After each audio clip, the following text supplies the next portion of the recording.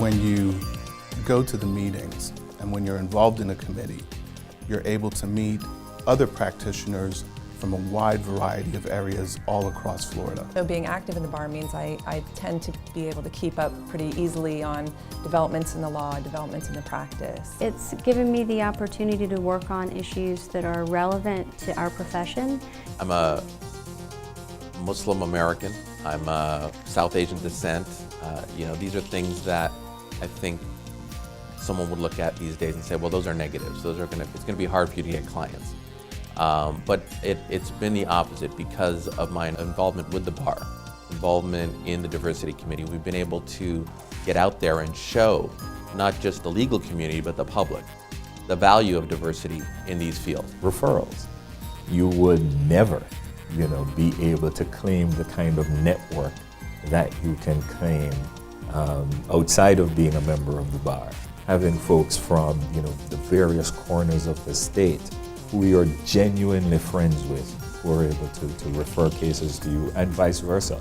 Handle cases that you send to them for persons who you know and trust, who you would like to leave in good hands. The goal is the same, is to provide access to justice and also to make the practice of law better for all of us and the public in general. I became involved in the bar at a very young age, and I first got involved locally in Tampa and then quickly got involved in the Florida Bar. I was on the Young Lawyers Division, on the Board of Governors for many years, and now I'm President-elect. And how it's benefited me, it has made the profession much more than a 9-to-5 job.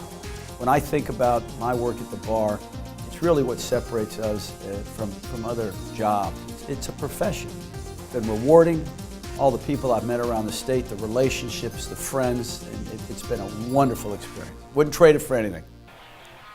People didn't know that there were attorneys that were deaf in the bar and that they needed accommodations, or that a person may need to take some time off, and how do they do that?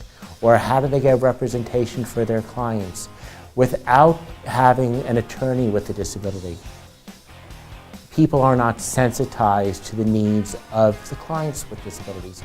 And in the same way, whatever minority you talk about, whatever segment of the population you talk about, you have to understand their needs, and the best way to do that is to have colleagues with similar needs.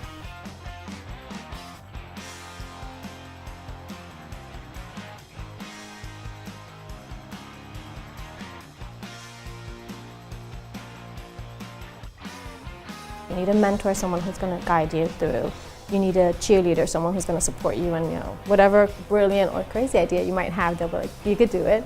And a champion, and that's somebody who's going to champion your way. They're going to tell you this is how you do the application, this is where you want to go. And the Florida Bar activities have given me all three.